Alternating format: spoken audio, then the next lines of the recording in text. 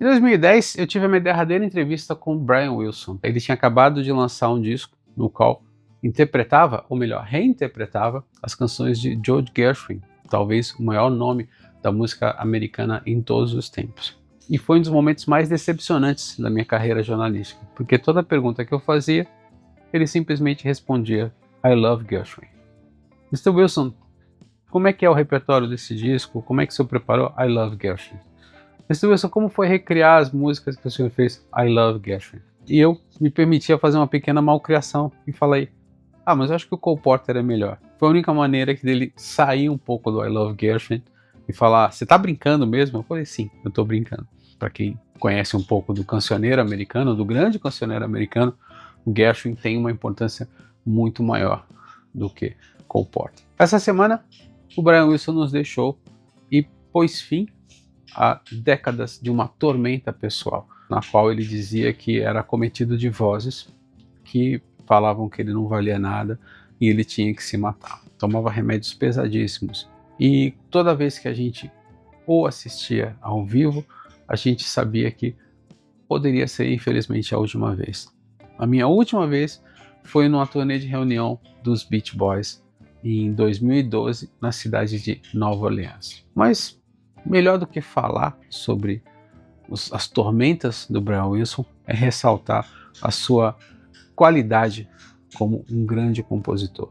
O Brian Wilson está para os Estados Unidos como Paul McCartney está com o pop da Inglaterra. Ele é não apenas um grande formatador de canções, mas também o sujeito que apontou caminhos para onde a música deveria ir. O Brian é um dos fundadores dos Beach Boys, grupo que contou com seus irmãos Dennis na bateria, quer dizer, supostamente na bateria, o outro irmão Carl na guitarra e nos vocais, e o primo Mike Love nos vocais. Os Beach Boys contavam ainda com David Marks e Al Jardine, que eram amigos da família. O David Marks substituiu o Al Jardine nos primeiros discos dos Beach Boys, e logo depois o Al Jardine assumiu uma molecagem feita pelo pai do Dennis, do Brian e do Carl, o Sr. Murray Wilson, que se um dia a gente fizer uma parte 2 dos piores pais da história do universo do pop rock, o Sr. Murray certamente terá sua história contada. Qual o segredo dos Beach Boys? Os Beach Boys combinavam muito bem a energia do rock and roll com grupos vocais americanos, ali final da década de 40, início da década de 50, como The Four Freshmen, que o Brian sempre apontou como uma principal qualidade. O Brian era um grande compositor e capaz de captar um pouco a alma da juventude daquele período. Embora ele nunca tivesse sido um grande surfista ou um grande frequentador de praias, ele sabia muito bem retratar aquela geração. Como a gente pode ver em Surfing USA, California Girls, que depois foi regravada pelo Dave Lee Roth, Surfing Safari, ou para falar justamente sobre sair, paquerar, como Fun. O que acontece com o Brian é que as canções são muito bem estruturadas e ele traz essas harmonias vocais que os Beach Boys faziam como poucos. Esse estilo de música mais jovial, esse estilo de música direcionado principalmente aos adolescentes norte-americanos, começou a dar sinais de cansaço ali pelo fim de 1964. E em 1965, o Brian teve o que poderia se chamar de uma revelação, uma epifania. Saiu Rubber Soul, que para mim é o primeiro disco adulto dos Beatles. É o primeiro disco que não é apenas uma coleção de singles jogados no LP de 12 faixas. São canções pensadas e os temas começavam a variar de diversão, de farra, de brincadeira, para falar de temas para quem estava entrando na idade adulta. Se a gente for recordar aqui, você tem My Life, você tem, que é uma canção do John Lennon, você tem You Want See Me, que é do Paul McCartney, você tem várias canções ali que trazem uma letra mais elaborada, né, trazem uma preocupação maior com essa parte da mensagem que está sendo colocada. E o Brian captou essa mensagem como poucos. 1966 marca o lançamento de Pet Sounds. É o primeiro disco adulto dos Beach Boys e um dos primeiros discos a incomodar o Paul McCartney no trono de grande compositor pop da sua geração. Pet Sounds é o primeiro disco do Brian Wilson falando já na chegada da idade adulta, ou melhor, no fim da adolescência. Fala de casamento, fala em crises de casamento, fala da sua inadequação perante ao mundo que o cerca. Tudo isso combinado com um melhor instrumental que ele poderia ter. Nesse disco, os Beach Boys praticamente não tocaram. Nesse disco ele trouxe a Wrecking Crew, que era aquele grupo de músicos de Los Angeles que se encarregavam de participar de todas as gravações dos principais artistas daquele período. Gente como Carol Kaye, baixista, ou o grande baterista Hal Blaine. E tudo isso foi comandado pelo Brian Wilson. Tudo isso saiu da cabeça dele. Então você tem desde uma canção como Wouldn't It Be Nice, que fala justamente sobre isso, fala justamente sobre casar, sobre deixar um pouco essa vida de adolescente e embarcar na idade adulta, mas ao mesmo tempo você tem God Only Knows, a canção que o Paul McCartney disse que era a mais bonita de todos os tempos. E God Only Knows, que muita gente pensa que se tratar só de uma canção de amor, você tem também alguém que está passando por uma crise no casamento. Porque ele fala, If you should ever leave me, my heart will go on to believe me.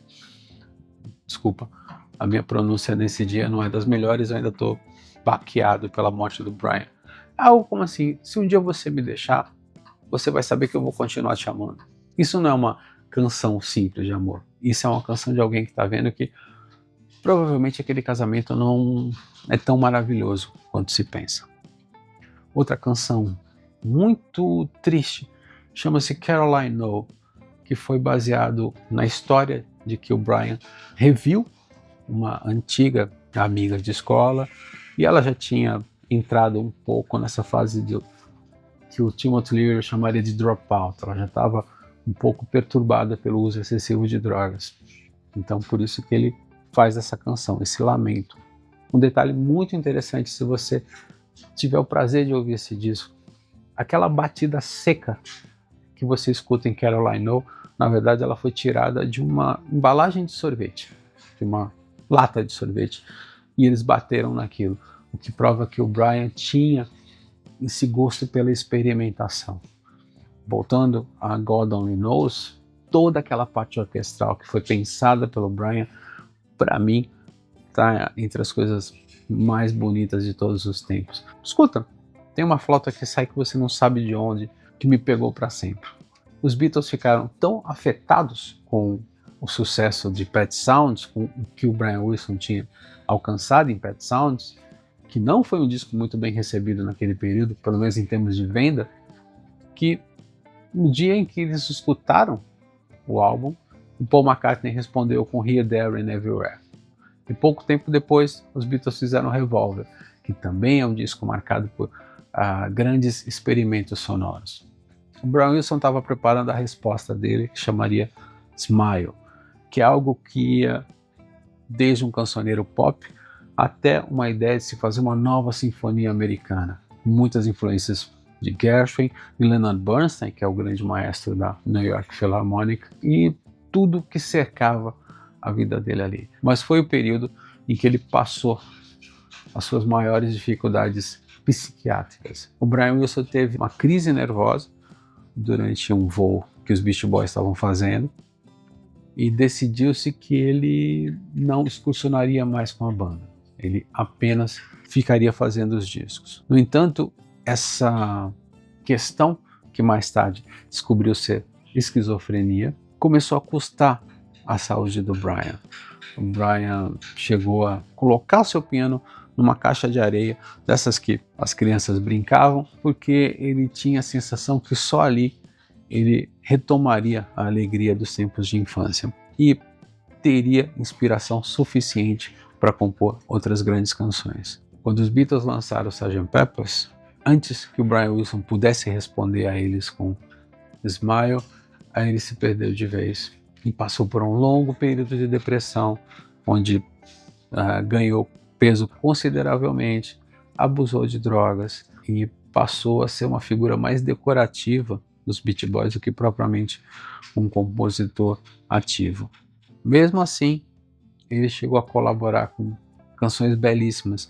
A minha predileta desse período é Surf's Up, que também entraria em Smile, mas que acaba nomeando um disco dos Beach Boys chamado Surf's Up. E caiu nas garras de um psiquiatra argiloso chamado Eugene Landy, que a princípio tirou o Brian dessa fase mais pesada de drogas, mas assumiu completamente o controle da vida do compositor, dizendo quando ele deveria comer, com quem ele deveria se encontrar, o que ele deveria fazer.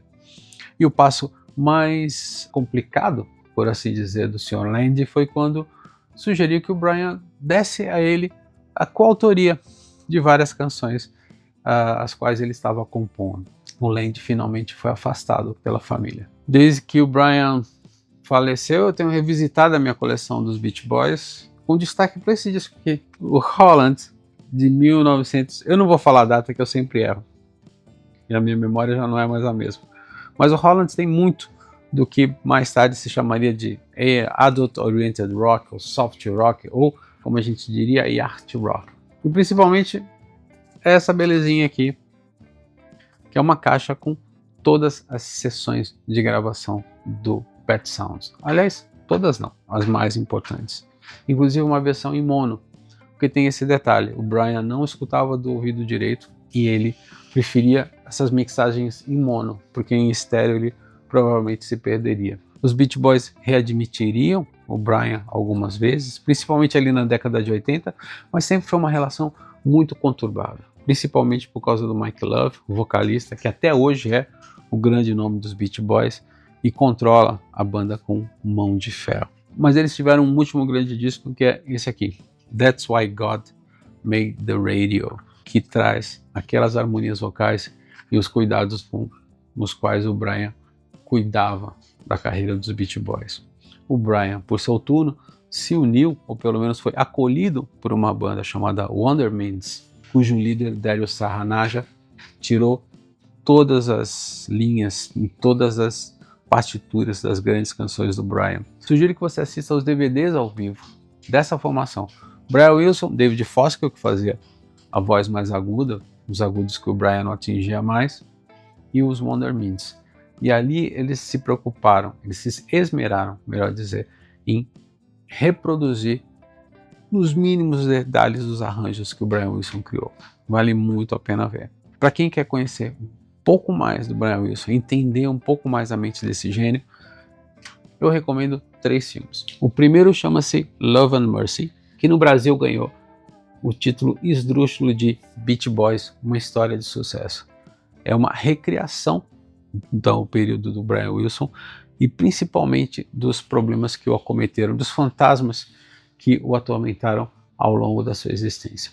O Brian Wilson é interpretado na idade jovem pelo Paul Dano, de Sangue Negro, e na idade adulta pelo John Cusack, e fala principalmente de como ele conheceu a mulher dele, a Melinda, e como ela o tirou das garras do Eugene Landy, que é interpretado com uma canalice exemplar pelo Paul Giamatti. É um filme lindíssimo, é obviamente uma recriação daqueles tempos, então a gente não vai esperar nada muito fiel, mas é um filme que me deixou muito emocionado. E o John Cusack, apesar de não ter muito as características físicas do Brian, ele consegue passar aquele desespero e principalmente aquele ar de quem está preso numa armadilha feita pelo seu psiquiatra. Vale muito a pena ver. O segundo chama-se Long Promised Road e é de 2021, no qual o Brian Wilson e o Jason Fine, que foi editor da Rolling Stone, passeiam pelas ruas de Los Angeles e o Brian conta um pouco a história dele. Um dos aspectos mais tristes do documentário é que o Brian ele é incapaz de dar entrevista, ele se sente completamente desconfortável dando entrevistas. Então ele só dá depoimentos ou quando eles estão num diner, que são aqueles restaurantes bastante comuns ali na área, ou quando está dirigindo. Então ele dirige e fica conversando sobre a vida dele, fala sobre os irmãos, fala sobre o pai e um pouco sobre o seu processo de criação. Aliás, uma das coisas legais do Long Promised Road, você tem depoimentos do produtor Don Was, você tem depoimentos do Bruce Springsteen e todos eles falando do poder das canções do Brian Wilson. É um documentário igualmente triste, é um documentário que é difícil para quem é fã assistir, mas absolutamente necessário. Por fim, a Disney tem um documentário sobre os Beach Boys, que, embora seja a versão que o Mike Love certamente aprovaria, e o Mike Love, para quem não sabe, é um grandíssimo canalha, embora tenha mantido a chama dos Beach Boys, ele é um sujeito que tomou atitudes extremamente torpes. Aliás, quando o Brian morreu, a única coisa que ele soube fazer foi falar que ele, Mike Love, deu oportunidade para que o Brian pudesse desenvolver os seus talentos como compositor. Uma visão, digamos, autorizada pela família. No entanto, traz detalhes sobre o processo de criação dos Beach Boys, o processo de formação da banda, inclusive com o depoimento do David Marks, que por 2 discos atuou como guitarrista dos Beach Boys, que você não tinha em outros documentários sobre o grupo. Então eu recomendo. Brian Wilson morreu no dia 11 de junho e uma semana antes, no dia 4 de junho, seria aniversário de um dos maiores fãs de Beach Boys da história, Paulo Cavalcante, que foi editor da Shopping CD, editor da Rolling Stone, meu companheiro de trabalho nos Notícias Populares e um dos maiores entendidos em Beach Boys que eu já conheci.